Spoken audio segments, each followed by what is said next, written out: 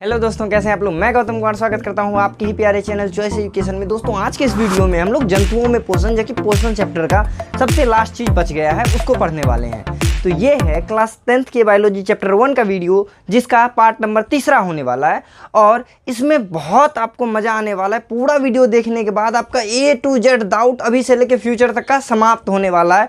आपको क्या लगता है खाना ऐसे खाते हैं पच गया? बहुत लंबा प्रोसेस है भाई साहब।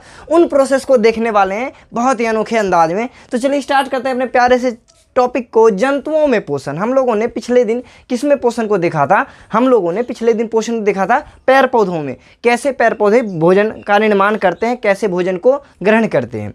अब हम लोग अपने बारे में देखेंगे थोड़ा सा। अपने से पहले एक बार पहले समझ लीजिए कि जंतुओं में पोषण ना बहुत डिफिकल्ट चीज़ से, मतलब बहुत ही डिफिकल्ट तरीका हम लोगों में पोषण होने का। बोला जाए ना बहुत जटिल प्रक्रम है। बोलिए कि कैसे सर? तो हम लोगों में पोषण के लिए इन चीज़ों का होना जरूरी है, मतलब इतने प्रोसेस से होने के बाद हम लोगों में पोषण होता है।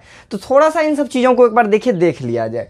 सबसे पहला होता है अंतर्ग्रहण। पोषण का मतलब पूछा जाए ना पोषण किन किन प्रक्रियाओं से होकर गुजरता है, इन प्रक्रियाओं से होकर गुजरता है, तब हम कहते हैं पोषण कंप्लीट हुआ।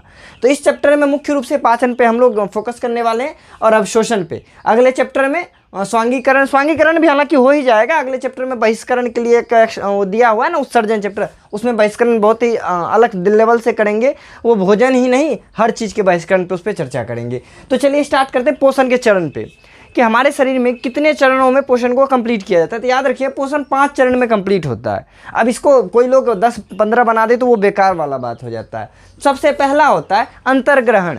अंतःग्रहण किसको कहते हैं? अंतःग्रहण होता है। अंतःग्रहण कहते किसको है?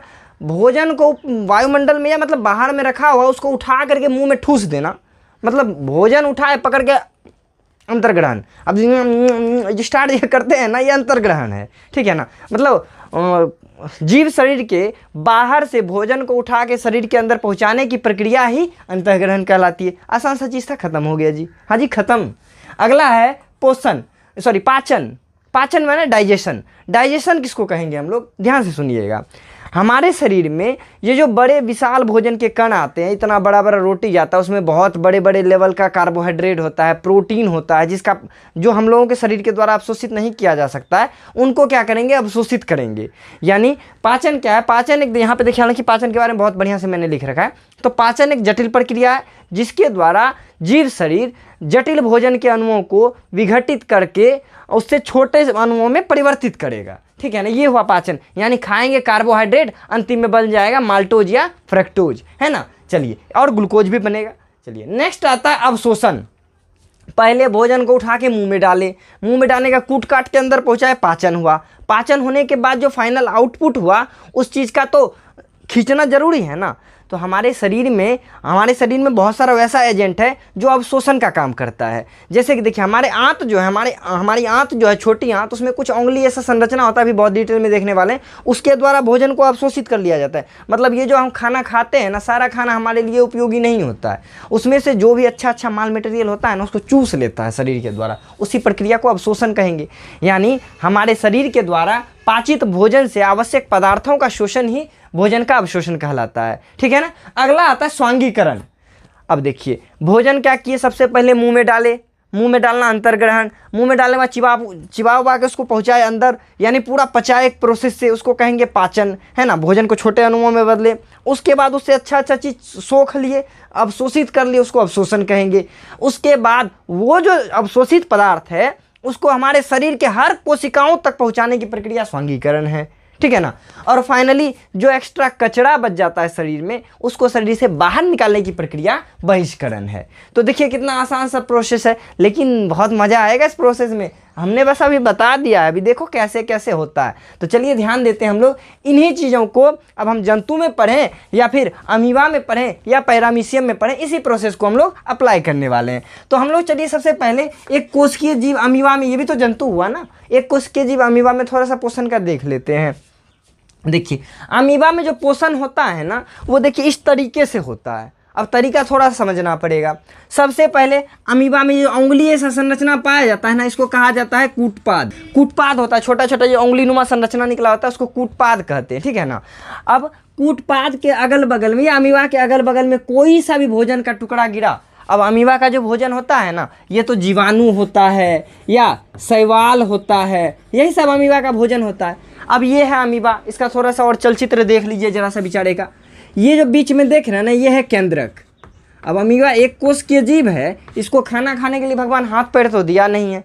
अब ये बेचारा खाना खाएगा कैसे? अब हाथ पैर नहीं है तो चल भी नहीं सकता है और उठा के मुंह में भी नहीं डाल सकता। मुंह कहाँ से होगा भाई साहब, एक के कोशिका से बनले है ही, तो मुंह कहाँ से खोजेगा ही, है ना। तो ये हुआ केंद्रक। इसमें देखिए एक छोटा छोटा ना पैकेट, जैसे रिक्तिका, नमक क्लास में पढ़े थे ना बायोलॉजी, रिक्तिका समझ में आ रहा होगा आपको। तो ये है रिक्तिका। और कुछ होता है खाद्य रसधानी। खाद्य रसधानी में ना कुछ पाचक एंजाइम पाए जाते हैं, पाचक रस पाए जाते हैं, जो भोजन को पचाने का काम करता है। अब अमीबा के आसपास में जैसे ही कोई भोजन का टुकड़ा गिरता है, यानी कोई जीवाणु या शैवाल आता है, तो अमीबा अपने कूटपाद के आकार को बदलने लगता है। तो यहाँ देखिए, पहले ऐसा था, अब देखिए जैसे देखा कि जीवाणु चचा यहाँ बैठल है ना, जैसे जीवाणु भाई साहब आए तो ये अपना हाथ ऐसे करके बढ़ाने लगेगा। शरीर को ही बदल सकता है, क्योंकि मैंने बताया था ना, अमीबा एक ऐसा जीव है जो अपने शरीर के आकार को बदल सकता है। तो ये क्या करेगा, इसको ऐसे करके घेर लेगा। ये कूटपाद होता है, ठीक है ना। यहाँ पे देखिए मैंने लिख रखा है, कूटपाद के द्वारा भोजन पकड़ता है अमीबा। ऑब्जेक्टिव बहुत बार पूछा जाता है। तो अब ये भोजन को पकड़ लेगा। पकड़ने के बाद यहाँ पे जो छोटे छोटे खाद्य रसधानी थे, ये देखिए यहाँ पे समझा रहे हैं इस चीज़ को। एक बार ना आप स्क्रीनशॉट मार लो, क्योंकि मैं इसको गंदा करने वाला हूँ। ले लिया स्क्रीनशॉट, मेरे से नहीं कुछ छिप रहा है, ठीक है ना। तो ये क्या हो रहा है कि ये जो पाचक एंजाइम है, ये जो पाचक रस है खाद्य रसधानी में, ये इसको जैसे घेरेगा इस प्रोसेस में, ये सारा का सारा रस इसमें गिरा देगा। जितना भी लिक्विड है उसमें, पचाने वाला लिक्विड उसमें डाल देगा। जैसे ही लिक्विड डालेगा उसमें, अब अमीबा दिखना बंद हो जाता है, सिर्फ वो भोजन ही दिखता है वहाँ पे। मतलब इसीलिए कहता है कि अमीबा गायब हो जाता है, ठीक है ना। बुक में पढ़ते होंगे कि घेरने के बाद खाद्य रसधानी के द्वारा पाचक एंजाइम छोड़ के अमीबा गायब हो जाता है। इसका मतलब क्या होता है कि जैसे इसमें पाचक एंजाइम देता है अमीबा का, मतलब पूरा अमीबा यहीं पे सिमट जाता है। अमीबा नहीं दिखता है, वो इसका शेप वेप नहीं रहता है, बस इस पर फोकस रहता है बेचारे का। अब ये सारा का सारा पाचक एंजाइम इसमें दिया। अब जो भी गलाने वलाने वाला एंजाइम है, बेचारा जीवाणु हो कि शैवाल हो, उसको गला देता है। उससे जो भी अच्छा चीज़ होता है उसको अवशोषित कर लिया जाएगा। यानी देखिए, अंतर्ग्रहण किसके द्वारा हुआ, कूटपाद के द्वारा। पाचन किसके द्वारा हुआ, खाद्य राजधानी में उपस्थित पाचक एंजाइम के द्वारा। अब उसका अवशोषण हो जाएगा। अवशोषित होने के बाद जो भी अच्छा चीज़ होगा उसको शरीर के हर जगह पे पहुंचा दिया जाएगा, हर जगह पे, ठीक है ना। अब बचा उसके अंदर बचा कचरा, है ना, जो नहीं पचा, जो बेकार सा चीज़ था, उसको क्या करेगा, मैंने बताया था ना यहाँ पे, ये देखिए एक रिक्तिका भी पाया जाता है। तो रिक्तिका में उस भोजन के टुकड़ा को पैक करके धीरे धीरे कोशिका झिल्ली इसका खुल जाता है और यहाँ से सारा वेस्ट मटेरियल शरीर से बाहर चला जाता है। यानी ये हो गया हमारा बहिष्करण। समझ में आया। यानी अमीबा में अंतर्ग्रहण कैसे होता है, कूटपाद के द्वारा, ठीक है। और क्या कहते हैं, अंतर्ग्रहण के बाद पाचन कैसे होता है, पाचक रसधानी के, पाचक एंजाइम के द्वारा, जो उसके खाद्य रसधानी में होता है। उसके बाद श्वसन, अवशोषण और स्वांगीकरण होने के बाद रिक्तिका के द्वारा उस कचरा वाले भोजन, अपचे भोजन को शरीर से बाहर निकाल देता है। इस प्रक्रिया को बहिष्करण कहेंगे। ये भी क्वेश्चन लॉन्ग में 5 नंबर में पूछ दिया जाता है। अमीबा में भोजन के पोषण के चरणों को समझाएं या अमीबा में पाचन के चरणों को समझाएं, तो आप इसी प्रकार से समझाइएगा। चलिए, तो अमीबा में हो गया। थोड़ा सा पैरामीशियम का भी बात कर लिया जाए। तो पैरामीशियम में भी ना सेम टू सेम यही प्रोसेस होता है, बस वो ना कूटपाद के द्वारा भोजन नहीं पकड़ता है। देखिए, अमीबा के बेचारे पास चलने उलने के लिए कुछ नहीं होता, लेकिन पैरामीशियम आप देखे होंगे, पैरामीशियम इस शेप का होता है ना। इसे इसमें देखिएगा ऐसे ऐसे ना टंगड़ी निकल रहता है इसका, उसको सीलिया कहा जाता है। तो अमीबा में चलने वाला अंग सीलिया होता है, और सॉरी पैरामीशियम में है ना, पैरामीशियम में चलने वाला अंग सीलिया होता है। सीलिया के द्वारा ये आगे बढ़ता है, जहाँ पे भोजन मिलता है आगे बढ़ के यहाँ पे होता है कोशिका मुख, या इसको इंग्लिश में कहा जाता है साइटोस्टोम, है ना। साइटोस्टोम के द्वारा भोजन को पकड़ता है और इसमें भी ऐसी खाद्य राजधानी होता है, पाचक एंजाइम डालता है, उसी प्रकार से अवशोषित करके और रिलीज कर देता है।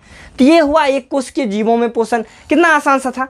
अब देखिए, इसको आगे बढ़ाते हुए हम चलते हैं अब अपने पास, यानी मनुष्य में पाचन पे, ठीक है ना। मनुष्य में पाचन एक बहुत ही जटिल प्रक्रिया है। आपको लगता है ना, थाली से खाना उठा के पेटवा में डालते हैं, पचा वचा जो नहीं पचा सुबह उसको वेस्ट मटेरियल की तरह निकाल देते हैं, बस इतना आसान नहीं है ये बहुत ना बड़े जंगल से होकर गुजरता है। इस जंगल में मंगल करने वाले हैं, आइए मिलजुल के। चलिए, सबसे पहले तो समझिए पाचन है क्या। पाचन एक बहुत जटिल प्रक्रिया है जो भोजन को सरल अणुओं में विघटित करता है, जिससे हमें ऊर्जा की प्राप्ति होने में आसानी हो। याद रखिएगा, पाचन प्रक्रिया से हमें ऊर्जा नहीं मिलता है, ध्यान से सुनिएगा, पाचन प्रक्रिया से हमें ऊर्जा नहीं मिलता है। पाचन प्रक्रिया से सिर्फ हम भोजन के बड़े विशाल अणुओं को जटिल अणुओं को सरल एवं छोटे अणुओं में विघटित कर दिए हैं और हर कोशिका के पास पहुंचा दिए हैं। अब बचा कोशिका में कोशिका की मम्मी यानी माइटोकॉन्ड्रिया जो बैठल है, उस श्वसन क्रिया से एनर्जी बनाएगा, है ना। तो एनर्जी बनाने का काम कहीं और होगा। ये जो पाचन होता है ना, पाचन से एनर्जी नहीं मिलता। कहीं बताया जाता है कि पाचन से एनर्जी मिलता है, ये बिल्कुल गलत है। पाचन से हाँ, हमारे पास जो आवश्यक पदार्थ आ गया है, अब अगले चैप्टर में उस आवश्यक पदार्थ से क्या करेंगे, एनर्जी खींच के निकालेंगे। तो फिलहाल तो पचा के तो देखें कैसे कैसे पचता है। चलिए, तो आपने समझ लिया पाचन किसको कहेंगे, यानी बड़े विशाल जटिल भोजन के अणुओं को शरीर के अंदर पहुंचने के बाद उसे छोटे सरल अणुओं में विघटित करने की प्रक्रिया, जिससे हमें ऊर्जा प्राप्ति में आसानी हो, इस प्रक्रिया को ही तो पाचन कहेंगे। अब पाचन के लिए हमारे पास कुछ चीज तथ्य हैं। तो हमने बताया था आपको कि हमारे शरीर में भोजन जो होता है मुख्य रूप से 3 प्रकार में आता है ना, ऊर्जादायक, बॉडी बिल्डर और क्या था तीसरा, विनियंत्रक। इसमें देखिएगा खनिज लवण था, जल था, विटामिन्स थे, वसा, प्रोटीन, कार्बोहाइड्रेट। तो हमारे शरीर में हर चीज़ का पाचन जरूरी नहीं है। हमारे शरीर में सिर्फ 3 चीज़ का पाचन होता है। पाचन योग्य जो पदार्थ है हमारे शरीर में, जो हमारे शरीर में पहुंचता है, वो है कार्बोहाइड्रेट, है ना, कार्बोहाइड्रेट है, प्रोटीन है और वसा है। इन तीनों का पाचन होता है, इसी के लिए पाचन तंत्र दिया हुआ है। बाकी जो देखते हैं ना, जिसका सीधा अवशोषण हो जाता है, वो है खनिज यानी मिनरल्स का पाचन नहीं जरूरी हमारे शरीर में। विटामिन डायरेक्ट शरीर में घुस जाता है। बताइए, सूर्य प्रकाश से में विटामिन डी पाया जाता है। पाचन होना होता तो वही मुंह में आ करते, मुंह में सूर्य भगवान बोलते हाँ लेजर मारने, खोलो मुंह, पाचन करना उसका। करते क्या, बोलते हैं सूर्य प्रकाश में विटामिन डी पाया जाता है। तो जैसे सेल पे पड़ा, डायरेक्ट अवशोषित हो जाता है उससे विटामिन। तो विटामिन के लिए पाचन की आवश्यकता नहीं होती। जल जो होता है ना, जल का अणु इतना सूक्ष्म होता है, उसके लिए पाचन का जरूरी ही नहीं है। पियो डायरेक्ट सेल के पास, कोई पाचन का प्रक्रिया नहीं। तो आपसे पूछा जाता है हमारे शरीर में पाचन योग्य कितने पदार्थ हैं, तो 3 पदार्थ है, कार्बोहाइड्रेट, विटामिन और प्रोटीन। और वैसे पदार्थ जिसका हमारे शरीर में डायरेक्ट अवशोषण हो जाता है, वो कौन कौन सा है, वो है हमारा खनिज, विटामिन और जल। तो ये था बेचारा प्यारा सा टॉपिक। अब इन सब चीज़ों को इन प्रक्रियाओं से होते हुए उन जगहों तक पहुंचाना है जहां मॉर्निंग में जाते हैं, यानी बाथरूम तक पहुंचाना। अब चलिए इसको मिटा देते हैं हम लोग और पाचन को शुरू करते हैं बहुत ही हैवी और डिटेल तरीके से। तो तैयार हैं आप लोग, मिटा लें एक बार। तो चलिए अब हम लोग यहाँ से देखने वाले हैं हमारे शरीर में जो पाचन की प्रक्रिया होगी वो कैसे कैसे होगा और कौन कौन वो लोग हैं जो पाचन में मदद करेंगे। क्या सर हमारे शरीर में लोग बैठे हैं, हमें तो पता ही नहीं था। चलो देखते हैं। सबसे पहले ना, पाचन के लिए हमारे शरीर में कुछ तो अंग पाए जाते हैं और कुछ ग्रंथियां पाई जाती है। तो पाचन में जो सहायक अंग होता है या तंत्र होता है, उस तंत्र को हम लोग कहते हैं आहार नाल कहते हैं। ठीक है, आहार नाल जो बना हुआ है वो देखिए, आहार नाल का लंबाई पूछा जाता है। आहार नाल का लंबाई 9 से 10 मीटर या फिर 32 से 33 फीट होता है। 9 से 10 मीटर में कहिए या फिर 32 से 35 फीट भी कहीं लिखा हुआ रहता है। ये होता है आहार नाल की लंबाई। आहार नाल कहते हैं किसको, अभी जस्ट मैं पिक्चर बना के उसको समझा रहा हूँ। पहले आप इसके आहार नाल, एक तो तंत्र है, मैंने बताया कि आहार नाल क्या है, तंत्र है। अब किन किन अंग से मिलके बना है ध्यान से देखिएगा। सबसे पहला है हमारा मुख गुहा, है ना, मुख गुहा मतलब ये जो करते हैं ना, ये मुख गुहा हुआ है ना, कैविटी है ना, माउथ कैविटी या बकल कैविटी भी इसको कहते हैं। दूसरा नंबर होता है मुख गुहा के बाद वो जो भोजन जाता है वो जाता है ग्रास नली में। ये सब अंग है, ठीक है ना, जो हमें पाचन में मदद करता है। तीसरा नंबर, ये भोजन पहुंचता है अमाशय के पास जाता है। अमाशय के बाद ये जो भोजन जाता है, ये भोजन जाता है पक्वाशय में। हालांकि पक्वाशय में जाता नहीं है, पक्वाशय हेल्प करता है भोजन को विघटित होने में, है ना, लेकिन लिखेंगे हम यहाँ पे पक्वाशय। ठीक है, अब 5वां नंबर में जो भोजन जाएगा, पक्वाशय होते हुए ये भोजन कहाँ चला जाएगा, ये जाएगा छोटी आंत में। छोटी आंत से भोजन कहाँ जाएगा, बड़ी आंत में। ध्यान से देखिएगा, बस हो गया, बड़ी आंत में। और बड़ी आंत के बाद ये जो भोजन है ये जाएगा हमारे गुदा में, यानी जिसको एनस कहते हैं ना, गुदा में जाएगा ये भोजन। ये मुदा नहीं है भाई, गुदा है, ठीक है ना, गुदा में भोजन जाएगा। तो ये हमारे शरीर में कुछ सिस्टम्स हैं, मतलब कि कुछ अंग हैं, ऑर्गन है जो हमारे शरीर में क्या करेगा, मदद करेगा। किस चीज़ का, पाचन का। ये लोग मदद करेगा। अब पाचन होने के लिए कुछ कुछ लिक्विड मिलाया जाएगा, है ना, कोई कोई रस स्रावित होगा, कुछ कुछ एंजाइम्स आएंगे, उसके लिए ग्रंथियाँ होती है जिसे हम लोग पाचक ग्रंथि कहते हैं, है ना। पाचक ग्रंथि भी हमारे शरीर में कुछ है, थोड़ा सा यहाँ पे ध्यान दे देते हैं। पाचक ग्रंथि जो है हमारे शरीर में बहुत सारा पाचक ग्रंथि है। सबसे पहला मुंह में ही पाया जाता है, पहला नंबर में लार ग्रंथि। ध्यान से देखिएगा, लार ग्रंथि। हमारे शरीर में लार ग्रंथि की संख्या पाया जाता है कितना, हमारे शरीर में 3 जोड़ी लार ग्रंथि पाया जाता है ना। 3 जोड़ी लार ग्रंथि पाई जाती है हमारे शरीर में। 3 जोड़ी जो लार ग्रंथि पाई जाती है, तीनों जोड़ी में से नाम सुन लीजिए। पहला का नाम है पैरोटिड ग्रंथि, दूसरे का नाम है सब मैंडिबुलर, है ना, सब मैंडिबुलर ग्रंथि, और तीसरे का नाम है सबलिंगुअल ग्रंथि, है ना, सब लिंगुअल। अब थोड़ा सा स्पेलिंग में मिस्टेक हुआ होगा, देख लीजिएगा। इंग्लिश को हिंदी में लिख रहे हैं सर, इसका हिंदी नहीं होता है क्या? ये इंग्लिश ही नाम हम लोगों को ध्यान में रखना पड़ता है। अब देखिए, ये जो पैरोडिक ग्रंथि है, सबमेंडुअल ग्रंथि है, सबलिंगुअल ग्रंथि है, ये बहुत ही कामयाब ग्रंथि है ना। सबसे ज़्यादा हमारा जो है हेल्पफुल होता है पैरोडिक ग्रंथि, पैरोटिड ग्रंथि। पैरोटिड ग्रंथि जो होता है हमारे, देखिए वैसे देखिए, लार ग्रंथि का काम हमारे शरीर में लार का निर्माण करना, पर हमारे शरीर में प्रतिदिन 1.5 लीटर लगभग लार बनता है। जो मुंह में जिसको आप लोग थूक कहते हैं, ये लार होता है। ये यदि आपके शरीर में नहीं बनेगा तो आप खाना को अंदर ही नहीं पहुंचा सकते, पेट तक पहुंचा ही नहीं सकते हैं। बचपन में ये ज़्यादा अमाउंट में निकलता है ना। लड़चोब्बा बच्चा को देखें, लटक रहा है ना, खाया जा रहा है, निकल रहा है। कुछ कुछ इंसान का तो अभी भी होता है, सोता है तो देखिएगा ना। बहुत पहले जब मैं लॉज में रहता था तो मेरे बगल वाले रूम में एक लड़का रहता था ना, वो रात में सोता था, उसका पूरा तकिया गीला हो जाता था, बेचारा रोज सुबह उठ के धोता था, है ना। कुछ लोगों में लार ज़्यादा निकलता है, उसका फायदा बताते हैं लार से, है ना। ये जो लार है, अब ये 1.5 लीटर हमारे शरीर में प्रतिदिन बनता है। ये जो पैरोटिड लार ग्रंथि है, इसमें ही सबसे ज़्यादा अमाउंट में लाड़ बनता है, ठीक है ना। ये ऐसा ग्रंथि है जो हमारे शरीर में लाड़ बना के उसको अंदर तक पहुंचाएगा खाना को, ठीक है ना। अब ये दूसरा काम करता है, दूसरा है सबलिंगुअल। सबलिंगुअल का काम क्या होता है, इसमें देखिए एक नाम भूल गए, लाइसोमेरिन, मैं देखिए लिख देता हूँ, ठीक है ना। ये जो पाया जाता है हमारे शरीर में लाड़ ग्रंथि से निकलने वाला ऐसा पदार्थ है जो हमारे शरीर में जीवाणुओं को नष्ट करता है। यानी आप जो खाना खाते हैं उसमें कुछ जीवाणु होगा, तो ये वाला जो नाम ही दिमाग से उतर रहा है यार, मैंने लिख दिया, वैसे बाद में देख के लिखा था। ये क्या करता है, हम जो खाना खाते हैं वो जो खाना है, उस खाना में जो जीवाणु वगैरह आ गया उसको मार देगा ये, ठीक है ना। उसके बाद ये जो सबलिंगुअल है, सबलिंगुअल क्या करता है हमारे शरीर में, ऐसे नॉर्मली आप लार ग्रंथि से याद रखिएगा, लार ग्रंथि से टाइलिन नाम का लार निकलता है ना, टाइलिन नाम का लार निकलता है। अब ये टाइलिन क्या करेगा आगे चल के पढ़ते हैं, फिलहाल आप लोग ध्यान में रखिएगा। हमारे शरीर में सबसे पहली ग्रंथि कौन सा है पाचन के लिए सहायक, वो लार ग्रंथि। कहाँ पाया जाता है, मुख में। कितनी जोड़ी, 3 जोड़ी। नाम क्या क्या है, पैरोटिड है, सबमिंडुअल है, सबलिंगुअल है ना, सबमेंडिबुलर है और सबलिंगुअल है। ये 3 जोड़ी पाया जाता है। काम क्या क्या है, तो पहला तो हमारे शरीर में लार का निर्माण करना, दूसरा भोजन में कुछ जीवाणुओं को नष्ट करना, तीसरा टाइलिन नाम के एंजाइम का स्राव करना। सर एंजाइम क्या होता है, कुछ वैसे रस होते हैं, पदार्थ होते हैं जो भोजन को पचाने में हेल्प करता है। जैसे आप देखिए, आप एक नॉर्मली कोई ऐसा चीज़ सोचिए ना, गोभी ले लिए हैं, गोभी को आप नॉर्मली वायुमंडल में छोड़िए तो वो सूख जाएगा धीरे धीरे, लेकिन उस पर नमक पानी डाल दीजिए तो गल जाएगा। तो एक तरह से बोला जाए नमक पानी एंजाइम डाला गया। उसी तरह हमारे शरीर में कुछ एंजाइम होता है जो भोजन को गलाने में हेल्प करता है या भोजन से आवश्यक पदार्थ को निकालने में हेल्प करता है। तो टाइलिन हो गया, केमिकल है वो, ठीक है ना। टाइलिन हो गया। हाँ, पूछता है सर हमारे शरीर में जो भोजन का पाचन होता है ये भौतिक प्रक्रिया है कि रासायनिक प्रक्रिया है? तो हमारे शरीर में भोजन का पाचन दोनों प्रक्रिया है ना, भौतिक भी है रासायनिक भी। कैसे, जब हम खाना को मुंह में लेके चिबा रहे होते हैं तो वो भौतिक प्रक्रिया के अंतर्गत आता है, लेकिन जब पेट के अंदर चला जाता है तो उसमें कुछ केमिकल्स मिलते हैं, गैसेज निकलते हैं, है ना, उसका अवशोषण होता है, तो वो हो गया केमिकल रिएक्शन, है ना।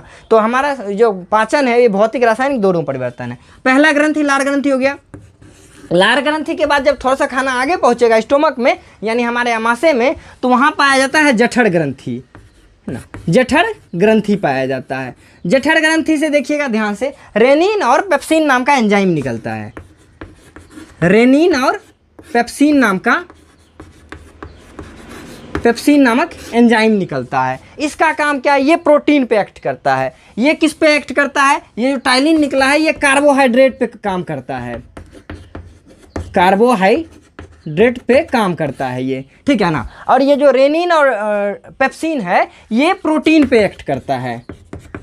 अभी बताएंगे, बहुत डिटेल में बताएंगे, बस अभी नाम आप लोग ध्यान से रखें क्योंकि ये नाम बार बार आने वाला है बीच में। तीसरा जो ग्रंथि है, तीसरा हमारा ग्रंथि है उसको हम लोग यकृत कहेंगे। यकृत हमारे शरीर की सबसे बड़ी ग्रंथि होती है जिसका वजन लगभग 1.5 किलो होता है, 1.5 किलो, है ना। अब देखिए बार बार 1.5 वाला चीज़ आ रहा है, आपको याद करने में भी आसानी होगा। हमारे शरीर की सबसे बड़ी ग्रंथि है यकृत, है ना, सबसे बड़ी ग्रंथि है हमारे शरीर की। ये ऑब्जेक्टिव पूछा जाता है। यकृत है, इसका आकार कैसा होता है, समोसे ऐसा त्रिभुजाकार आकार होता है, ठीक है ना। अब अभी बना के दिखाते हैं वो कैसा होता है। यकृत हो गया, इसका वजन इतना। यकृत से ना पित्तरस का निर्माण होता है। ओह गलत लिखा गया। पित्तरस का निर्माण होता है, जो पित्तरस बाद में पित्ताशय में जमा हो जाता है, पित्ताशय में जमा हो जाएगा।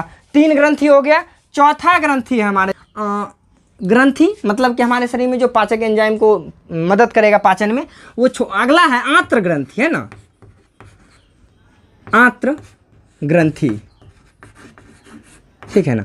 आंत्र ग्रंथि क्या करेगा, अब वो हम लोग डिटेल में देखने वाले हैं। ये किस पे काम करता है, तो ये याद रखिए, जो पित्ताशय है, इससे जो पित्तरस निकला है, ये खास करके वसा पे काम करता है, ठीक है ना। और बाकी इन सब से जो कसर बच जाता है वो आंत्र ग्रंथि में जाने के बाद आंत्र रस के द्वारा, आंत्र ग्रंथि किसका स्राव करता है, ये आंत्र रस का स्राव करता है ना, आंत्र रस का स्राव करता है। आंत्र मतलब आंत से संबंधित, वो आंत्र जो बोला जाता है ना, आंत से संबंधित वर्ड को बोला गया है, ठीक है ना। तो ये देखिए अपने शरीर में इतनी जोड़ी ग्रंथियां पाई जाती है। अब ध्यान से देखिए, पहला मुंह में लार ग्रंथि, पेट में यानी अमाशय में पाया जाता है जठर ग्रंथि, अमाशय के निचले भाग में जठर ग्रंथि पाया जाता है। उसके बाद या अमाशय के जस्ट बगल में यहाँ पे हमारा लिवर होता है यानी यकृत होता है। यकृत से निकलता है क्या चीज़, पित्तरस, जो पित्ताशय में जमा होता है। अब पित्ताशय क्या काम करता है, वसा पे काम करता है। क्या काम करता है अभी आगे जाके देखते हैं। और आंत्र रस क्या करेगा, आंत्र ग्रंथि जो होता है वो आंत्र रस का स्राव करेगा। वो क्या करता है अब हम लोग वीडियो में देखते हैं। तो इतना चीज़ तो आपको ध्यान में रखना पड़ेगा। बोले सर बहुत खतरनाक लग रहा है देखने में। अरे कुछ नहीं, देखिए ना, बार बार जब वर्ड आएगा ना आप समझ जाएगा। खाना मुंह में डालते हैं, मुंह से जाने वाला ये पाइप है ना रास्ता, उसको ग्रास नली कहते हैं। ग्रास नली ग्रसनी में बहुत बड़ा अंतर है। ग्रसनी को इंग्लिश में ट्रेकिया कहते हैं, इसको इंग्लिश में एसोफेगस या फूड पाइप कहते हैं। फूड पाइप यानी खाना जाने वाला, ग्रसनी जो होता है ना हवा जाने वाला होता है। अगले चैप्टर में, श्वसन चैप्टर में उसको देखेंगे। अमाशय यानी ये जो पेट होता है, उसके पक्वाशय जो होता है, पक्वाशय यानी पक्वाशय देखिए ये जो यकृत वाला भाग है ना, यकृत, अरे एक छूट गया इसमें, एक छूट गया, एक क्या छूटा यहाँ पे देखिए मैं डाल देता हूँ 5वां नंबर, वो होता है अग्नाशय ग्रंथि, है ना। अग्नाशय अभी बच गया, अग्नाशय ग्रंथि। अग्नाशय ग्रंथि क्या करता है, अग्नाशय ग्रंथि भी कुछ मतलब कि कुछ प्रकार के एंजाइम को निकालता है जिसका नाम हम लोग देखने वाले हैं। अग्नाशय ग्रंथि से भी बहुत सारा एंजाइम निकलता है, इससे लाइपेज, ट्रिप्सिन, इमाइलेज ये सब निकलता है, उसका भी हम लोग काम देखने वाले हैं। तो देखिए सबसे पहले खाना मुख गुहा में, मुख गुहा से गया ग्रास नली में, ग्रास नली से अमाशय में, अमाशय से पक्वाशय में, यानी पक्वाशय किसका भाग है, अग्नाशय और यकृत को मिला दीजिए तो पक्वाशय कहलाता है। पक्वाशय के बाद वो भोजन जाएगा छोटी आंत में, उसके बाद बड़ी आंत में, और फिर हमारे बड़ी आंत से होते हुए बाहर शरीर के बाहर निकल जाएगा गुदा के रास्ते, ठीक है ना। तो ये है हमारे ये पाचन में ना सबसे इंपॉर्टेंट वाला पार्ट यही है, ठीक है ना। इससे इंपॉर्टेंट पाचन में कुछ नहीं। ये आपके ध्यान में है तो बाकी सब कुछ आपके ध्यान में है। अब स्टार्ट करते हैं पाचन को, वो भी प्यार वाले प्यारे से तरीके से स्टार्ट करें। तो इसको मिटा रहे हैं, एक बार स्क्रीनशॉट ले लो आप। तो चलिए ये है हमारा खतरनाक सा मानव। बोलिए सर कितना खतरनाक बना दिया आपने, कैसे बनाया, दिखाया क्यों नहीं आपने। तो आप देख के बना लो, बहुत मेहनत लगता है इसको बनाने में यार, मेरे से जल्दी बनता नहीं है। बोले सर आप इसके छातिए में ये घुसा दिए। अब देखिए नीचे कर रहे थे तो दिखाई नहीं दे रहा था कैमरा में, ठीक है ना, इसीलिए इसको मैंने थोड़ा ऊपर शिफ्ट कर दिया। आप लोग बनाओगे इसको हल्का नीचे शिफ्ट रखना। अब ध्यान से देखिए, इसका मैं सबका नाम आपको बताने वाला हूँ। ये तो पहचान रहे होंगे जी, ये क्या है, ये मुख है, यानी इसी को आप लोग मुख गुहा कहते हैं, ठीक है। ये जो देख रहे हैं ये है लार ग्रंथि, है ना, ये है लार ग्रंथि, ध्यान से देखिएगा, ये है लार ग्रंथि। इसके बाद ये जो देखते हैं ये है हमारा, थोड़ा सा ध्यान दीजिए, ये ऊपर पाइप वाला देख रहे हैं ना, पाइप वाला कुछ और है, ये है हमारा ग्रसनी, है ना। ग्रसनी यानी हमारा सांस लेने वाला पाइप है। उसके नीचे जो ये पाइप है इसी को हम लोग कहते हैं, ये जो नीचे वाला पाइप देख रहे हैं इसको हम लोग कहते हैं फूड पाइप, यानी इसको हिंदी में क्या कहते हैं हम लोग कहते हैं ग्रास नली, ग्रास नली। इंग्लिश में इसको एसोफेगस कहा जाता है, ठीक है। इसके बाद जो ये वाला भाग देख रहे हैं ये है अमाशय, ये है अमाशय, ठीक है ना। ध्यान से देखिएगा आप लोग, छोटा सा नाम। ये जो गोल गोल सा जलेबी सा देख रहे हैं इसको कहते हैं अग्नाशय, अग्नाशय, ठीक है। और इधर देखिए ये जो छोटा सा अंगूर लटका हुआ है यही है पित्ताशय, पित्ताशय। और ये जो बड़ा सा देख रहे हैं ये वाला है यकृत, यकृत है। अब देखिए ये जो आमाशय के बाद देखिए जो पतला वाला लाइन आया हुआ है ना अंदर, ये बीच वाला भाग है छोटी आंत, छोटी आंत। और इसके बाद जो ये जो ऊपर मोटा सा लाइन देख रहे हैं ये है हमारा बड़ी आंत। अब बोलिए सर आपका कैसे हो गया, आपके शरीर से बाहर निकल गया? अरे हमारा आप जो फोटो बना है तो अपना ही ना हुआ जी। और ये जो देखते हैं ना छोटा सा इधर निकला हुआ इसको अपेंडिक्स कहा जाता है, हिंदी उसका नहीं पता है, ठीक है ना। इसके बारे में थोड़ा सा बता देते हैं। नहीं कहता अपेंडिक्स का ऑपरेशन होने वाला है तो वही वाला अपेंडिक्स। ये है हमारा एनस, है ना, जिसको गुदा भी कहा जाता है, ठीक है। अब देख लीजिए इसके ऊपर जो वाला भाग है रेक्टम है, ये जहाँ पे मिलता है इस भाग को हम सिकम कहेंगे, यहाँ पे लिख देते हैं सिकम। वो सिकवा सिकम वाला सिकम नहीं है, दूसरा सिकम है। नाम तो आप लोग समझ गए जी। चलिए स्टार्ट करते हैं अपने अनोखे से अंदाज में, अपने अनोखे से खतरनाक से मानव के साथ। अब देखिए हम सबसे पहले भोजन उठाएंगे, अंतःग्रहण करेंगे वायुमंडल से, मतलब वायुमंडल क्या हो यार, मतलब बाहर से पर्यावरण से भोजन को उठा के अपने शरीर में पहुंचाएंगे, है ना। इस क्रिया को अंतःग्रहण कहेंगे। मुंह के अंदर होगा बहुत सारा दांत। अब दांत क्या करेगा, दांत उस भोजन को चिबाना शुरू करेगा, कतर कतर के छोटा छोटा बना देगा। इसी समय जब दांत चलेगा तो वहाँ से निकलेगा लार ग्रंथि से लार। लार क्या करेगा, वो भोजन में जो उपस्थित एंजाइम मतलब कि कुछ बैक्टीरियाज वगैरह जीवाणु सब हैं उसको मारेगा पहले तो, ठीक है ना, क्योंकि उसमें एक वो जो पाया जाता है एंजाइम, है ना। और उसके बाद ये लार ग्रंथि क्या करेगा, उसमें लार मिलाएगा जिससे भोजन आसानी से नीचे जा सके। तीसरा काम क्या करेगा लार ग्रंथि, यहाँ देखिए मैं नाम लिख रहा हूँ ग्रंथि का। ये जो लार ग्रंथि है हमारा, लार ग्रंथि क्या करेगा, कार्बोहाइड्रेट को, ध्यान से देखिएगा, कार्बोहाइड्रेट को बदलेगा किसमें, माल्टोज में। क्या सभी माल्टोज में, क्या सभी कार्बोहाइड्रेट को माल्टोज में बदल देगा? सर तो सभी को नहीं बदल पाएगा, कुछ अमाउंट में बदलेगा। ध्यान से देखिएगा, लार ग्रंथि कार्बोहाइड्रेट को माल्टोज में बदला। अब ये खाना, लार से मिला हुआ खाना चलेगा किसकी ओर, ग्रास नली की ओर। देखिए ऊपर में होता है ग्रसनी, इसके नीचे होता है ग्रास नली, इसके बीच में एक इपिग्लोटिक्स नाम का दरवाजा होता है जो ग्रसनी और उसको बारी बारी से खोलता है। उसको मैं श्वसन चैप्टर में आपको डिटेल में यहाँ बताऊंगा। या करते हैं वो घंटी सा लटका हुआ देखते हैं ना, वो इपिग्लोटिक्स है, उसके बारे में अगले चैप्टर में पढ़ेंगे हम लोग, श्वसन चैप्टर में, ठीक है। ग्रसनी के नीचे पाया जाता है ग्रास नली। अब ग्रास नली में खाना पहुँचेगा तो सोचिएगा सर जी पाइपे जब है खाना ऐसे मुँह में लेते हैं चिबाने, ऐसे जो करते हैं वो धड़ाम से नीचे काहे नहीं गिरता है, पेट में गदागद खाना गिरता, मज़ा आता है, उछलता पेट, ऐसा काहे नहीं होता है? तो ध्यान से याद रखिएगा इस चीज़ को। ऑब्जेक्टिव पूछा जाता है कि जब हम खाना खाते हैं ना मुंह में, वो जो खाना को चिबा चिबा के गोल सा बना, उसको बोलस कहते हैं ना, इंग्लिश में बोलस कहते हैं उस भोजन को, जो लाड़ मिला हुआ भोजन रहता है। वो जब बोलस आगे जाता है ना ग्रास नली में, ग्रास नली में डायरेक्ट आगे नहीं बढ़ता है, ग्रास नली के कोशिकाओं के द्वारा इसको पिचका पिचका के आगे पहुँचाया जाता है। जैसे आप टूथपेस्ट खत्म होने के बाद दबा दबा के टूथपेस्ट निकालते हैं ना बाहर, उसी तरह से। या फिर आप कभी पॉलीथीन में शक्कर वगैरह लाने गए होंगे तो उसको ऐसे पिचका पिचका निकालते हैं ना, उस गति को क्रमाकुचन गति कहा जाता है। तो ग्रास नली में होने वाले भोजन के गति को क्या कहा जाता है, तो क्रमानुकुचन गति कहा जाता है। क्रमानुकुचन गति कहा जाता है किसको, ग्रास नली में होने वाले भोजन के गति को, ठीक है ना। अब क्रमानुकुचन गति होते हुए वो खाना पहुंचेगा किसके पास, अमाशय के पास। अब यहाँ इसका मुख्य रूप से काम स्टार्ट होगा। तो अभी तक हम लोग सिर्फ कार्बोहाइड्रेट का पाचन किए, मुंह में लार ग्रंथि के द्वारा कार्बोहाइड्रेट को माल्टोज में बदले हैं। अब ध्यान से देखिए, ये है हमारा अमाशय, उस चीज़ को खोल के यहाँ ले आए हैं। अमाशय का 3 भाग होता है। पहले भाग का नाम है कार्डियक, दूसरा का है फंडिक, तीसरे का नाम है पायरोलिक। अब बोलिएगा सर कैसे नाम बा याद रखेंगे, तो भूल जाएंगे। अरे बिल्कुल नहीं भूलिएगा, ध्यान से सुनिए मेरे बात को। हमने बताया था हमारा हृदय किससे टिश्यू से बना हुआ है, कार्डियक टिश्यू से। हमारा हृदय जो होता है ना उसको कार्डियक कहते हैं ना। तो हृदय के नीचे यहाँ पे हमारा जस्ट यहाँ पे हृदय होता है, तो हृदय के जस्ट नीचे ये है, ये वाला भाग, इसीलिए इसको कार्डियक भाग कहता है और सबसे इंपॉर्टेंट भाग है ये क्यों है, क्योंकि इसमें ना इसके अंदर कुछ कोशिका पाया जाता है जो एसिड का निर्माण करता है। बोलिए सर हमारे शरीर में एसिड, बताया था ना हमारे शरीर में दुनिया का सबसे खतरनाक एसिड में से एक हाइड्रोक्लोरिक एसिड पाया जाता है जिसका pH वैल्यू 1 होता है, है ना। पीएच कितना होता है 1 होता है। पीएच क्या होता है सर, केमिस्ट्री के दूसरे चैप्टर में बहुत डिटेल में इसको भी समझेंगे हम लोग, वो केमिस्ट्री वाला चीज़ है उसको दिमाग से भी निकाल दीजिए। जो मुख्य फोकस है करना है पाचन पे हम लोगों को।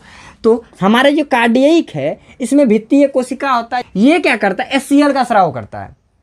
HCl जैसे ही निकलेगा, जितना भी इधर से बोलस आएगा वो बड़ा वाला खाना, अब क्या दांत से तुम एकदम में चिबा के एकदम छोटा छोटा कर देते हो क्या? किसी के यहाँ भोज में गए हैं तो अरे दिए जा रहे हैं एकदम जल्दी जल्दी घुसे जाओ अंदर, रुकना नहीं, रुकेंगे कम खाएंगे, समझ रहे हो। घर में भी खाते हैं, देखिए जब बात बात में लोग खाता है ना, झटाझट खाते जाता है, क्योंकि उसको बात करना इंपॉर्टेंट। इसीलिए खाना को इत्मीनान से खाओ, चिबा चिबा के खाओ। जितना ज़्यादा आप चबाओगे उतना ज़्यादा ये कार्बोहाइड्रेट माल्टोज में बदलेगा, उतना फ़ायदा आपको होगा। दूसरा बात, एक और चीज़ बताते हैं। आपने सोचा है कि आप दिन भर जब खाना खाते आते रहते हो, मुंह में कुछ ना कुछ डालते रहते हो, तब पर भी आपका दिन में दांत साफ आता है ना, साफ रहता है। लेकिन रात में जब सोते हैं, सुबह उठते हैं, फिर दांत गंदा हो जाता है। ये सर काहे होता है, रीजन बताते हैं। तो हमारे जो मुंह से ना लार ग्रंथि होता है, लार ग्रंथि में बोले ना, वो जो पाया जाता है उसमें एक एंजाइम पाया जाता है, जो क्या करता है, टाइलिन के बाद वो एंजाइम लाइसोसोम ऐसा नाम होता है, कुछ ऐसा ही नाम होता है। वो क्या करता है, वो बैक्टीरिया मारने का काम करता है। लेकिन जब हम रात में सो जाते हैं ना, तो मुंह चलता ही नहीं है। हमारा लार तभी निकलेगा जब मुंह चलेगा। अब रात में तो लार निकलना बहुत ही कम मात्रा में लार निकलता है, जिसके कारण वो वाला एंजाइम नहीं निकल पाता है जो कि बैक्टीरिया को मारता है। जिसके कारण हो क्या जाता है कि हमारे शरीर में रात में बैक्टीरिया बढ़ने लगते हैं। जो थोड़ा बहुत बैक्टीरिया था ना, बच्चा पैदा करने लगता है और खाना पेशाब सब कर देता है मुंह के अंदर, इसीलिए मुंह से बदबू आने लगता है सुबह तक में। और सुबह ब्रश जैसे मारते हैं, फिर कुछ खाते हैं या किसी से बात करते हैं, तो उस दौरान देखिएगा हम लोग का मुंह चलने लगता है। मुंह चलेगा थूक आएगा, थूक यानी लाड़ आएगा, लाड़ में तो हमारा सफाई कर्मी बैठा हुआ है, इसीलिए रात में हमारा मुंह जल्दी गंदा हो जाता है। समझ गए ना। अब खाना हमारा मुंह से होते हुए आ गया यहाँ पे। अब खाना का टुकड़वा रह गया था बड़ा बड़ा, हमारे पेट में पाइपा बहुत पतला है, ठीक है ना। हमारे आहार नाल का लंबाई बहुत लंबा, आहार नाल समझे ना किसको कहेंगे, आहार नाल मुख से लेके गुदा तक के लंबाई को आहार नाल कहा जाता है, जिसका लंबाई लगभग 32 से 33 फीट होता है या 9 से 10 मीटर होता है, ठीक है। 32 से 35 फीट कहिए ना, मीटर में बता रहे हैं तो, ठीक है। अब देखिए यहाँ से ये हमारा बोलस आया कार्डियक में, कार्डियक HCl का स्राव करेगा। HCl यानी हाइड्रोक्लोरिक एसिड। ये HCl क्या करेगा, सबसे पहले बड़े बड़े भोजन को तो गला देगा। बताइए एसिड किसी पे उछलेंगे तो क्या होगा, रोटी हो या चावल, उस पर एसिड उछलते खदा के एकदम गल जाएगा। यानी बड़ा भोजन अब छोटा छोटा भोजन बन जाएगा, पहला काम। दूसरा, जो हमारे मुंह में जो जीवाणु नहीं मरा ना, जो सोच रहा था नहीं रे भाई तुमसे खतरनाक हम हैं, तो अंदर जैसे आता है उसका ऐसा स्वागत करता है, ये भी आके कहता है स्वागत नहीं करोगे हमारा, तो यहाँ भयंकर सा स्वागत हो जाता है इसका। किससे, एसिड से। अब एसिड से उसको नहला धुला देते हैं, मर के बेचारा खत्म। तो हमारे शरीर में अमाशय का क्या क्या भूमिका है, कोई पूछा तो आपको डायरेक्ट बताना है कि देखिए हमारे शरीर में अमाशय का महत्वपूर्ण भूमिका है पाचन में। पहला तो अमाशय का कार्डियक भाग जो होता है वो HCl का स्राव करता है, जो भोजन को विघटित कर देता है। साथ ही साथ अब इसमें पाया जाता है HCl, जो कि क्या करता है, बैक्टीरिया को भी मार देता है। 2 काम तो हो गया, कुछ काम और आगे चल के पड़ते। देखिए उसके बीच वाला जो भाग है उसका नाम है फंडिक। ये क्या करता है, ये भोजन को रोकता है। कितना देर रोकता है, तो ये भोजन को लगभग 3 घंटा, हमारे अमाशय में 3 से 4 घंटा भोजन रुकता है। वैसे सामान्यतः 3 लिखा हुआ रहता है बुक में, कहीं कहीं 3 से 4 घंटा लिखा हुआ रहेगा। तो वो डिपेंड नहीं करता है, वो डिपेंड करता है हमारे डाइजेस्टिव सिस्टम के स्पीड पे। जितना स्पीड है, फास्ट है, तो उतना जल्दी हो जाता है। तो ये 3 से 4 घंटा यहाँ पे भोजन रुकता है। सर भोजन रुक के वहाँ पे क्या करता है, कुटमैती करता है क्या? नहीं, कुटमैती नहीं करता।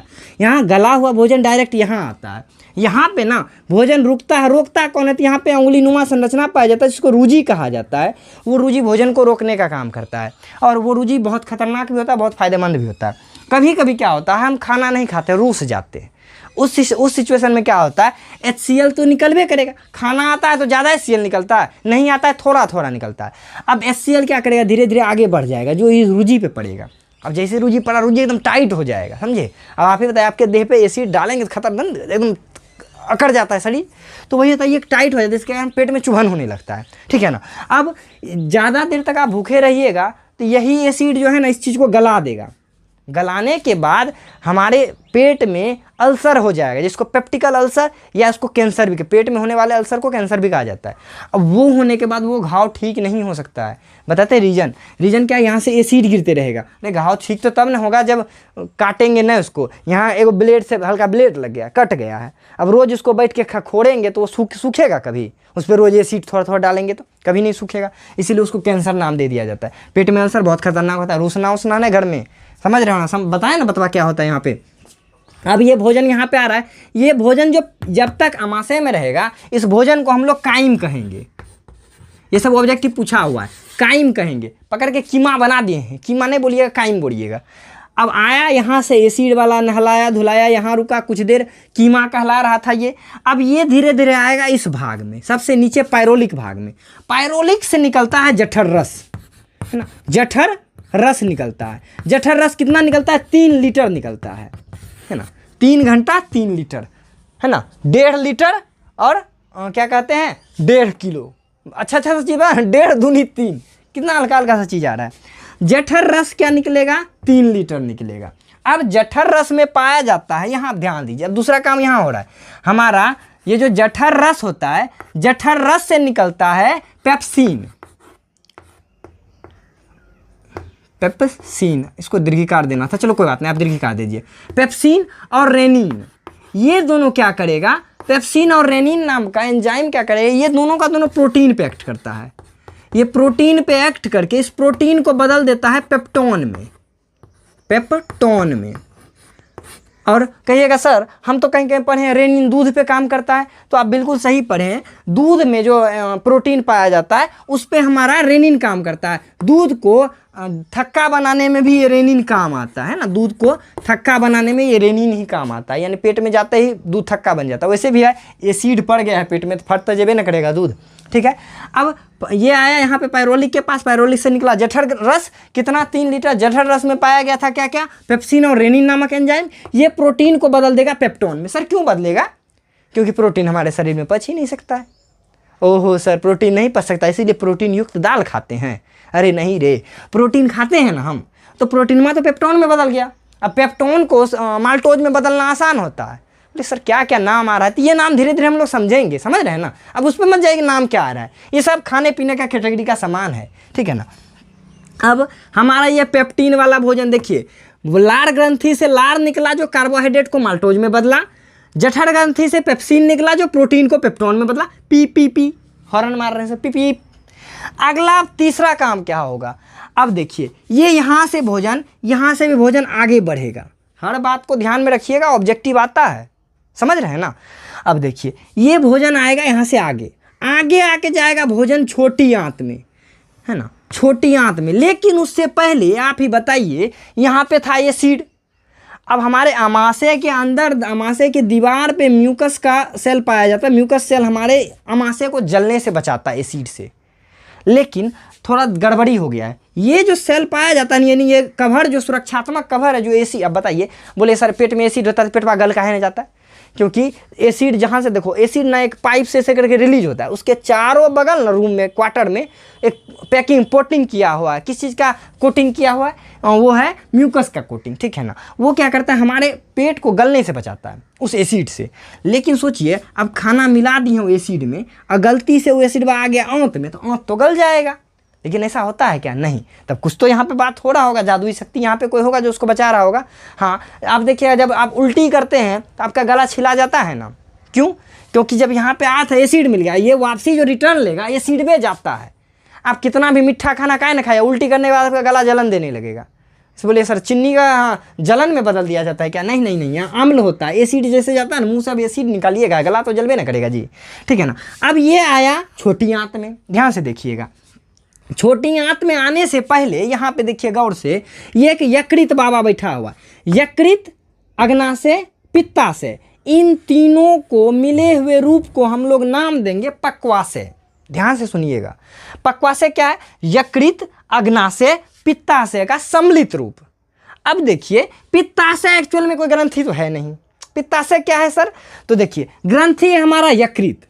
यकृत क्या करेगा? यकृत पित्त रस का स्राव करेगा। पित्त रस हल्का हरे रंग का होता है जो क्षारीय लिक्विड है, ठीक है ना। पित्त रस क्षारीय लिक्विड है। वो क्या करेगा? वो जमा हो जाएगा इस पित्ताशय में, क्योंकि यकृत से जो पित्त रस निकलता है ना, हमेशा निकलते रहता है। अब वो कटोरा नहीं रहेगा, वो तो कहीं से कहीं गिरते रहेगा। एक कटोरा, उस कटोरा का नाम बोलिए ना पित्ताशय है। अब पित्ताशय में पित्तरस जमा है। अब जैसे ही भोजन यहाँ से आगे बढ़ेगा, उससे पहले देखिए सिचुएशन को हम यहाँ पे थोड़ा बना दें साफ साफ। कहाँ बनाए? जगह भी नहीं बच रहा है। अच्छा कोई बात, देखिए ये था अमाशय, है ना। ये जो आगे बढ़ेगा छोटी आंत में, यहाँ आने से पहले यहाँ पे पाइप से जुड़ा रहता है पित्ताशय वाला भाग और अग्नाशय वाला भाग। ध्यान से देखिएगा। अब यहाँ से जो पित्ताशय है, इससे पित्त रस आएगा, इस भोजन में मिल जाएगा, जो भोजन को क्या करेगा, सबसे पहला काम करेगा, भोजन के अम्लीय माध्यम को क्षारीय माध्यम में बदल देगा, ताकि ये जो खतरनाक सा HCl वाला अम्ल था यहाँ पे आएगा तो आंत को जला देगा। इस जलाने से बचाने के लिए यहाँ पे एक जुगाड़ किया हुआ है, किस चीज़ का, पित्ताशय का। पित्ताशय से पित्त रस निकलता है, जो किसी तरह से किसी उसमें पित्ताशय में कोई एंजाइम तो नहीं पाया जाता है, लेकिन ये क्या करता है, भोजन के अम्लीय माध्यम को क्षारीय माध्यम में बदलेगा, पहला काम। दूसरा काम क्या करेगा, ये ना हमारे शरीर में कुछ जहर जैसे कोलेस्ट्रॉल बन जाता है, उसको भी विघटित करता है। तीसरा काम इस पित्ताशय का क्या है कि हमारे शरीर में धातुओं, जो लोहा वोहा खा लेते हैं हम लोग, बोले लोहा सर वैसे खाते हैं, अरे आलू खाए हैं ना जी, सॉरी एप्पल खाए हैं ना, पालक खाए हैं ना, उस समय आयरन पाया जाता है, उस धातु का भी अवशोषण करता है या उसको छोटे अणुओं में विघटित करता है। ध्यान से देखिएगा। अब पित्ताशय तो ये सब काम कर दिया, अगला काम आया अग्नाशय का। अग्नाशय से भी कुछ रस निकलेगा, जिसको अग्नाशयी रस कहेंगे, है ना। उसमें 3-4 गो एंजाइम पाया जाएगा। अब देखिए यहाँ पे तो हम नाम लिख रहे हैं, लार ग्रंथि से कार्बोहाइड्रेट माल्टोज में बदला, जठर ग्रंथि पेप्सिन प्रोटीन को पेप्टोन में बदला। तीसरा नंबर है अग्नाशय। अग्नाशय से क्या क्या निकलेगा, देखिए अग्नाशय से निकलेगा ट्रिप्सिन, ट्रिप्सिन, इमाइलेज, नाम याद रखिएगा आप लोग, ट्रिप्सिन, इमाइलेज, लाइपेज, लाइपेज, ये तीनों मुख्य रूप से नाम है। नाम और भी हैं फ्यूचर वाले क्लास में, या बहुत ही हाई लेवल पे जब आप पाचन रोग विशेषज्ञ बनिएगा ना, तो तब पढ़ना, वैसे अभी पढ़ने का जरूरी नहीं है। तो अमाशय लिख दिया, अग्नाशय सॉरी, अग्नाशय से ट्रिप्सिन, इमाइलेज और लाइपेज नाम का एंजाइम निकला। ये क्या करेगा, ये ससुरा वसा जो खाए हैं ना हम लोग, तेल घी है चप्पड़ चप्पड़ दिए जाते हो, वसा को बदले का है कि हमारे शरीर में वसा का भी पाचन संभव नहीं। अब देखिए कितना खतरनाक बात है, हम लोग रोटी खाते हैं कार्बोहाइड्रेट का, लेकिन हमारे शरीर में कार्बोहाइड्रेट का पाचन ही नहीं हो सकता है। हम लोग प्रोटीन खाते हैं, दूध दाल दही दूध मछली खाते हैं प्रोटीन के लिए, लेकिन प्रोटीन का पाचन ही नहीं होता है। लेकिन प्रोटीन का अवशोषण नहीं होता, पाचन तो भी नहीं करता है, ये अवशोषण नहीं होता, लेकिन उसको बदल बदल के, अब भाई हो सकता है कि हम इतना बड़ा कटहल एक बार में नहीं खाएं, उसको तोड़ तोड़ के तो खा ना सकते हैं। कटहल खाए हैं कभी, हाँ सर खाए हैं, देखिएगा। अब हमारे अग्नाशय से निकला ट्रिप्सिन नामक एंजाइम, इमाइलेज नामक एंजाइम, लाइपेज नामक एंजाइम, ये वसा को तोड़ेगा। वसा को किस में तोड़ेगा, पहला तो वसीय अम्ल में बदलेगा, वसीय अम्ल में बदलेगा, दूसरा ग्लिसरॉल में बदलेगा, ग्लिसरॉल में बदलेगा। तो आपसे पूछा जाता है हमारे शरीर में वह कौन सी ग्रंथि है जो वसा को वसीय अम्ल में बदलता है, तो वो अग्नाशय है। अग्नाशय से कौन सी निकलता है, तो अग्नाशय से बहुत भयंकर चीज़ निकलता है, जिसका नाम है ट्रिप्सिन, इमाइलेज और लाइपेज, ठीक है। अब इसके बाद भोजन, अब देखिए बोर्डवा पे जगह नहीं बचा, अब यहाँ पे समझाते हैं थोड़ा सा। हमारा भोजन यहाँ से मुंह से बोलस आया कहाँ पे, अग्नाशय में, अमाशय में, अमाशय में बन गया उकाइम, अमाशय में गल वल के अम्लीय माध्यम से यहाँ पहुँचा, यहाँ पे पक्वाशय अम्लीय माध्यम को क्षारीय माध्यम में प्रदान किया, है ना। जहर को ख़त्म किया, कोलेस्ट्रॉल जैसे जहर को ख़त्म किया, कोलेस्ट्रॉल जहर है सर, तो हाँ जहर है हमारे शरीर के लिए, वो जहर को ख़त्म किया, धातुओं का विघटन किया, साथ ही साथ ये देखिए हम क्या बोले थे, पक्वाशय किसका, इन तीनों का न सम्मिलित रूप है। तो ये क्या किया, यानी अग्नाशय क्या किया, वसा को वसीय अम्ल और ग्लिसरॉल में बदल दिया। इतना काम अभी तक में किए हैं, अब थोड़ा सा काम और बचा है, तो इसको एक बार मिटा लेते हैं हम उसके लिए। अब देखिए वो खाना जो कि इतना कुछ हो गया था, यानी देखिए अग्नाशय में जो पाया जाता है रस, इन्वर्टस होता है, इमाइलेज होता है, लाइपेज होता है, ट्रिप्सिन होता है, ये सब क्या करता है, ये लोग भोजन को, जो जितना भी भोजन हमारा जो माल्टोज आया था ना, माल्टोज को बदल देता है किसमें, सुक्रोज में या फिर फ्रक्टोज में, इन सब चीज़ों को, या प्रोटीन जो हमारा पेप्टोन में बदला हुआ था, इन सब चीज़ों का पाचन जरूरी था। अब ये क्या करेगा, छोटी आंत जो होता है, याद रखिए छोटी आंत का 3 भाग होता है, ग्रहणी, जजुनम और इलियम, ठीक है ना। सबसे पहला भाग ग्रहणी, सबसे पीछे का भाग इलियम। अब ध्यान से देखिए, ये नाम बस नाम का है, तो नाम ध्यान में रख लीजिए, कभी ऑब्जेक्टिव में पूछे तो ये पूछा था ग्रहणी निम्नलिखित में से सबसे किसकी एक भाग है, तो ग्रहणी ना छोटी आंत की एक भाग है, ठीक है ना, ये ऑब्जेक्टिव में एक बार पूछा गया। और यही छोटी आंत्र ग्रंथि जो यही एक ब्रूनस की ग्रंथि पाई जाती है ना, ब्रूनस की ग्रंथि, वो ग्रंथि भी छोटी आंत में पाई जाती है, जिससे इन सब चीज़ों पर काम होता है। यहाँ पे क्या होता है, आंत्र रस निकलता है, जो प्रोटीन, ये जो पेप्टोन था, प्रोटीन को पेप्टोन में बदल दिए थे, पेप्टोन को बदल देगा एमिनो अम्ल में, सुक्रोज हो गया, माल्टोज हो गया, इन लोगों को बदलेगा ग्लूकोज में, है ना। और क्या कहते हैं आगे न्यूक्लिक अम्ल में बदला जाता है। ये सब काम होता है छोटी आंत में। अब इसको ज़्यादा लंबा खींचने से ना वीडियो बहुत लंबा हो जाएगा, ठीक है ना। अब छोटी आंत में मुख्यतः क्या याद रखिएगा, हमारे देखिए ये जो अमाशय से भोजन गया था, पक्वाशय से बोलिए तो पक्वाशय से छोटी आंत में जो भोजन पहुंचा था वो क्षारीय माध्यम का भोजन था, ठीक है।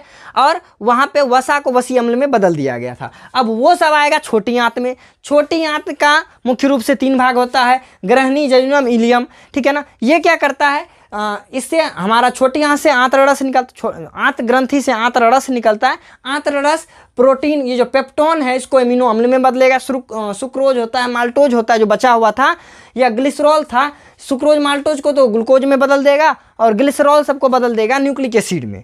अब ये काम हो गया छोटी आंत में। थोड़ा सा वहाँ पे एक मिस्टेक बोल गए, वो जो क्या कहते हैं एसिड निकालने वाला कोशिका था ना, वो भित्तीय कोशिका, उसका नाम दूसरा नाम जो है अम्लजन कोशिका है ना। वहाँ पे शायद जेजुनम मैंने क्या तो बोल गए हम वहाँ पे, ठीक है ना। वो क्या होगा, अम्लजन कोशिका कहिए या फिर भित्तीय कोशिका कहिए, जो HCl का स्राव करती है। अब ध्यान से देखिए, ये हमारा छोटी आंत का भी काम पूरा हो गया। अब छोटी आंत में जो एकदम गला सा भोजन बना, इसका नाम होता है चाइल, है ना। मुंह में था बोलस, आया कहाँ, अमाशय में बन गया काइम, छोटी आंत में आया चाइल। बोलिए सर याद कैसे रखेंगे, याद रखिए छोटी आंत चाय पीती है, छोटी आंत चाय पीती है, चाइल। अब इसे करके याद रख लीजिएगा इसको। इतना तो हो गया। अब भोजन का ना ये सब जो फॉर्मेट हमारे पास आया है, ये सब ऐसा चीज़ है जिसको हम लोग अब आसानी से खा पी सकते हैं। हमारा कोशिका इसको अब ले सकता है, ग्रहण कर सकता है ना। माइटोकॉन्ड्रिया हो गया, ये सब इस पर अब एक्ट कर सकता है ना। तुम्हारा ये अंतःपरदर्वी जालिका हो गया, गोल्जी काय हो गया, अब इन सब पे काम कर सकता है। इन सब पे तो नहीं कर सकता था वो लोग। अब क्या होगा, यहाँ ध्यान से देखिए, ये है छोटी आंत। छोटी आंत में ये उंगली ऐसा कुछ कुछ संरचना बना रहता है ना, जिसको हम लोग विली कहते हैं, है ना। इसको हम लोग क्या कहते हैं, विली कहते हैं। हिंदी में विलाई लिखा हुआ रहता है, देख लीजिए, बिल्ली ने विली कहते हैं ना। विली क्या करता है, अब ये जो इससे निकलेगा ये चाइल में तो ये सब चीज़ बचा हुआ है। अब ये क्या करेगा, ये इसको अवशोषित कर लेगा, है ना, चूस लेगा। अवशोषण स्टार्ट हो जाएगा। तो भोजन का अवशोषण कहाँ शुरू होता है, छोटी आंत में। हालांकि उससे पहले भी कुछ कुछ चीज़ों का हो जाता है, लेकिन छोटी आंत में मुख्य रूप से अवशोषण होता है। यहाँ पे इन लोगों के द्वारा जो इसमें जितना ही माल पानी बढ़िया बढ़िया चीज़ था वो सब चूस लिया गया।